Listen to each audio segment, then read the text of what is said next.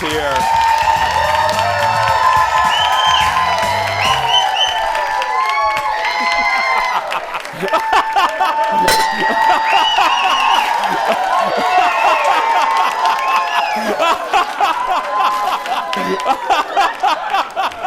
Merry Christmas!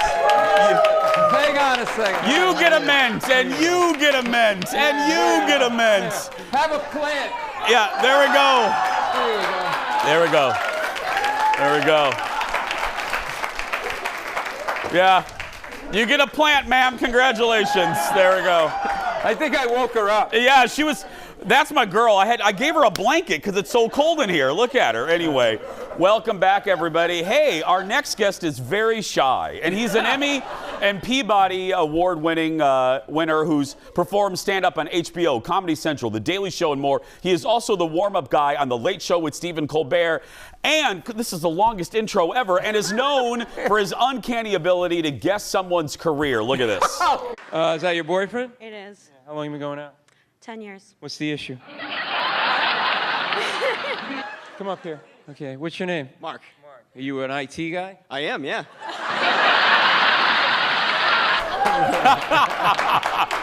That's our buddy, comedian Paul Mecurio. He's performing tonight and tomorrow night at one of our favorite spots, Rick Bronson's House of Comedy inside the Mall O America.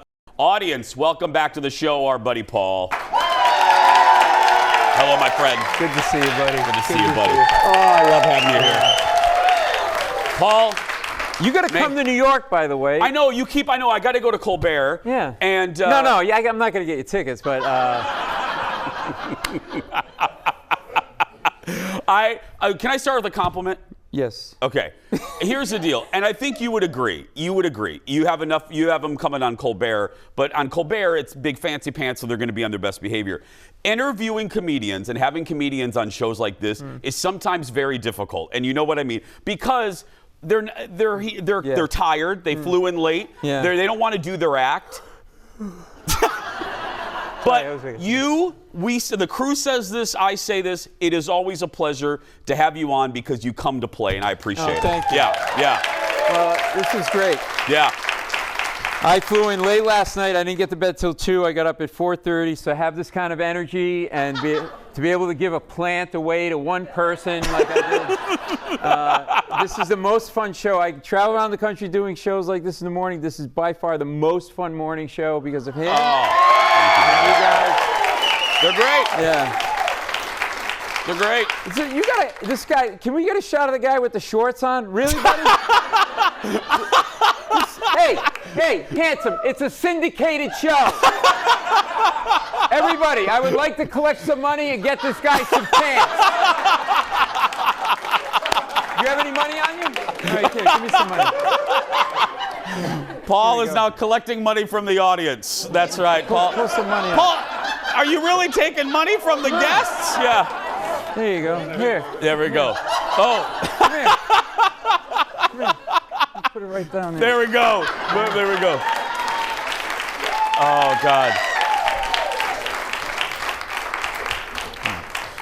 We'll go to Von Mar right after the show. Yeah.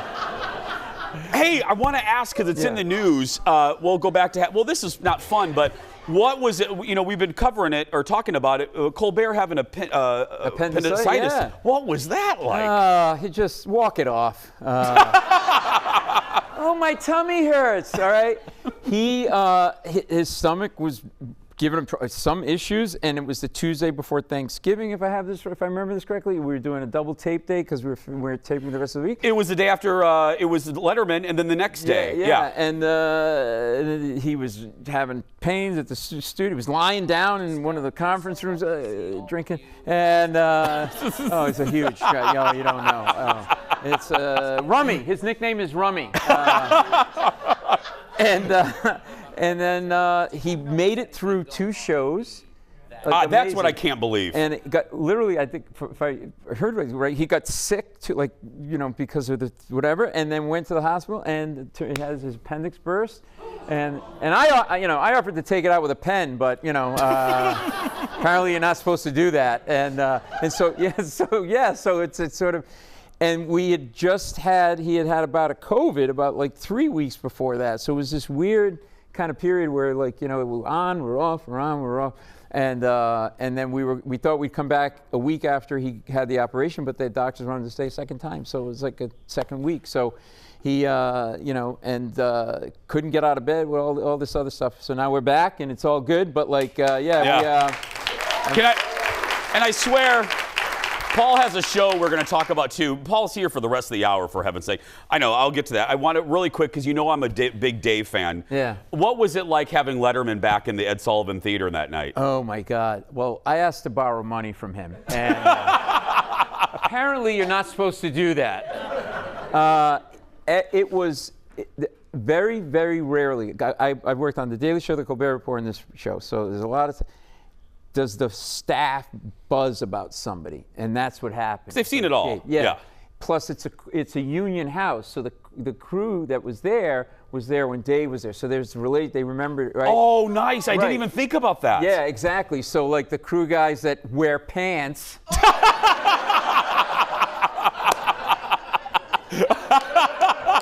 Listen to me. You want to make it to network, you got to put pants on. I love you. Come on. I love it. Here, take my pants. No, Paul! And so everybody was buzzing, and everybody was backstage, and he was nervous. You could tell he was nervous. He was pacing a little bit, and just before he walked out, he kind of waved to his assistant, like, "I'll see you in a little bit," almost like a kid does, like when you going off to camp for the first. Go see you, Mom, later. Like you could like. It was, I think, very emotional for him, because that's the place, right? And everybody, whatever. And everybody was buzzing, It was really pretty cool. And by the way, he had food in his beard. More with Paul when we come back. Back in a moment. Oh, God, that was great. How do the people who make Vaseline make any money? I have had the same tub of Vaseline. Right? The guy with the glasses, am I right? My Vaseline was handed down to me by my grandfather in a will. You've never heard this phrase uttered in the history of mankind. Honey, I'm going out to get more Vaseline. Very true. We're back with our friend, comedian Paul Mecurio. He's performing tonight and tomorrow at the House of Comedy inside the Mall of America. It's true, my friend. Yes, some jokes take a while to write. That one, I was in a cab on the Upper West Side of Manhattan, going from one club to another, and I started to think because it was cold. I put some Vaseline on because look at these lips. They don't just happen. And I would look at the label and it was all crinkly and brown, and I thought, when was the last time? Literally, you can use it to grease your brakes on your car. Yeah. And you're still going to have enough to get it to last for another 25 years. How's your mom? You had to ask. I always ask about your mom. How old is she? She's 4,000 years old. She's this big. Ma'am, do you mind my asking how old you are? Yes, I do.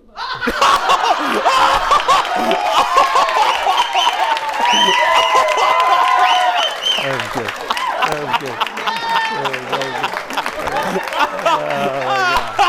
That was awesome. Hey, she's wearing a bra. Good for you. Wow, I got top. I gave you a plant, and that's what you do to me. I thought we had a thing. By the way, to her family, she can't leave. She's now when Kendall comes back, she's sitting next to Kendall. We're having her as co-host. Yeah. So my mom is 96. Wow. Yeah, and she will not go down. We try everything. Bad cheese, sour milk. You trip her, she bounces back up like a little Italian weeble. And no, my mother is the most progressive woman I'll ever know. In 1960, started a furniture business out of a tenement house with 2 little babies. And my dad was there, and we all had to work in the business. So after 63 years, we had to close her store because it was time. And she's mad. She doesn't want to be retired, and she was keeping a list of other storefronts that she could take the store to, thinking, you laugh, yeah, all right? So she's not, and so I said, Ma, you can relax, you can retire now. She goes, I don't want to retire. She goes, I go, we'll take you, you go to the senior center. She goes, I'm not going to go there. Those people are old. I'm like, you're old. What are you going to go skydiving with Taylor Swift? You're old. Can I tell you, I had to buy her underwear. Can I tell you this story? Go ahead, yeah, go ahead. Okay, so my sister was away and I had to take her to buy underwear, okay? So we end up in Target and there's a lot of underwear around me. And I mean, the thing, and the bra, I don't know what you're doing with these bras, but they were like, oh my God. It was the melon holders of some kind. So I'm in there. And I'm really uncomfortable. And so she immediately she has cataracts. So she got a hearing aid and it whistles all the time. So she found it in the garbage. She found the hearing aid in the garbage. You didn't really react to that. I'm going to say it again, okay? She found her hearing aid in the garbage, and it whistles all the time. Yes, when you take a walk with her, packs of dogs follow you everywhere. So we're in the thing, and she goes over to the counter, and she goes, oh, I think I found some underwear. And she's holding up a thong. I'm like, put that down. Put that down right now. So now I look over here to the right, and there's a rack of like old underwear that look like it had cobwebs on it, right? Yeah. It's what the Italians call mudandi underwear. It's like these big square underwear, right? So I'm looking at, thank you, right? No, thank you. That's what we call them, mudandis. And there's like 1X, 2X, 3X, and 4. And I don't know what size my mother is, so now I'm looking over, and her back is to me, and now I'm checking out her, whatever. I know. You're throwing up in your mouth a little bit, right? And I'm like, okay, so I just grab one, right? And it says 2X on it. I'm like, this looks good. So we start leaving, right? So but I go, let me look at it, because it's on a short hanger, right? And I unclipped it, right? It was folded like 4 times. It was this big. It was like you just do that and you put it on the thing. And she goes, oh, I think that's all I need. I'm like, no, you're buying the whole rack. I am never doing this again. So After the break, oh God. True story. After the break, we're chatting with Paul about his one-man Broadway show and more. Again, you can go see him tonight and tomorrow at the House of Comedy inside the Mall of America. We'll be back. More with Paul after this. Oh, my God. Oh, my God. Welcome back. More with our buddy, Paul Mecurio.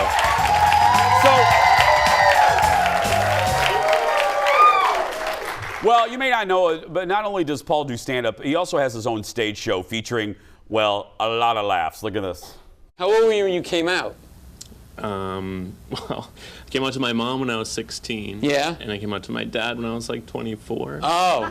Your mom kept the secret since you were 16?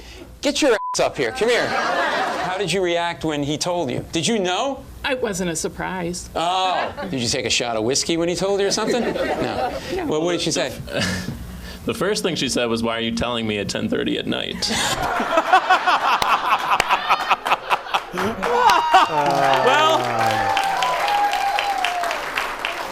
I loved him. He's so honest. I told my mom at a McDonald's in a mall. I mean, you know what I mean? It's like, yeah. True story. How old were you?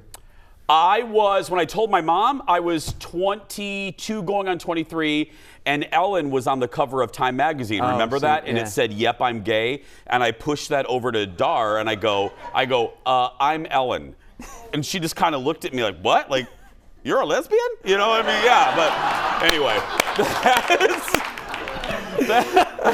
Surprise! That's Paul's show called Permission to Speak. How did this come about? It was from talking with audiences in my stand-up show. I like to just engage and talk to audiences, and like the guy with the goatee and yeah, man, you look like you would have like a riding lawnmower. You have 3.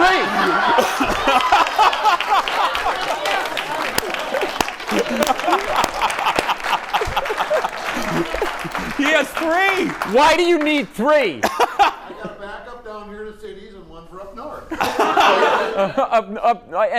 And this is your wife? Yeah, so there's a story there. You want him to get rid of one of the mowers, right? Yeah. Maybe she could get food. Oh, no.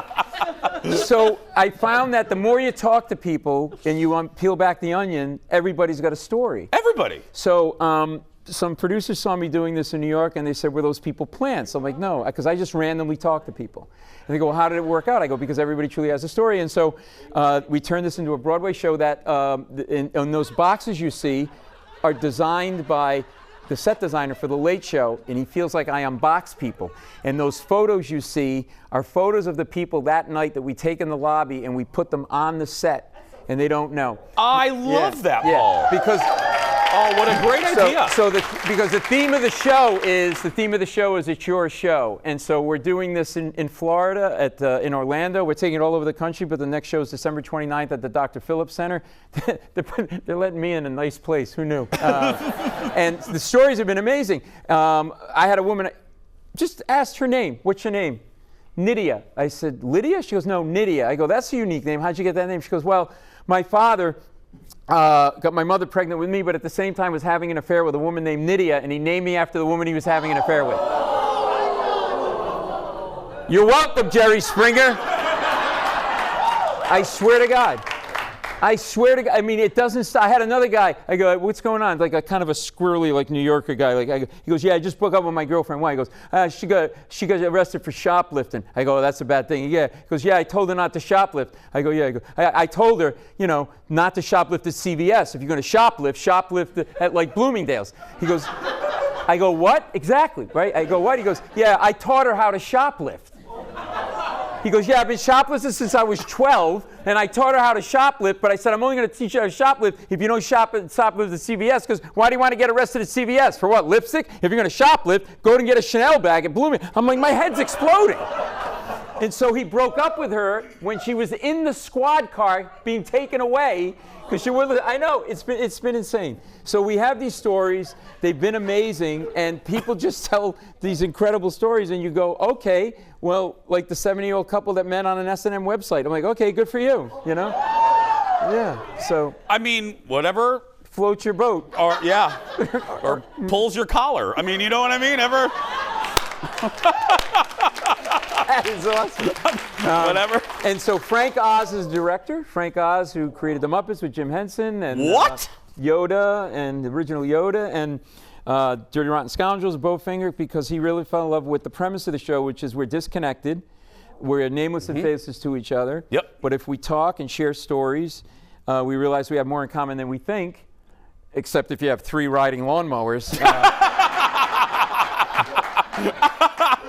And maybe we're not so divisive. Yeah. So it's not a preaching show. It's not a political show. And what's happening is it just feels like a giant hangout. We're having drinks and everybody's sharing stories. And I tell some stories from my life, like how I almost got arrested on Amtrak because I got in an argument with the conductor because of whatever. There's a lot. My wife wants me to see a therapist. So yeah, it's just been really great. And this is our 4th city that we're taking it to. So really excited.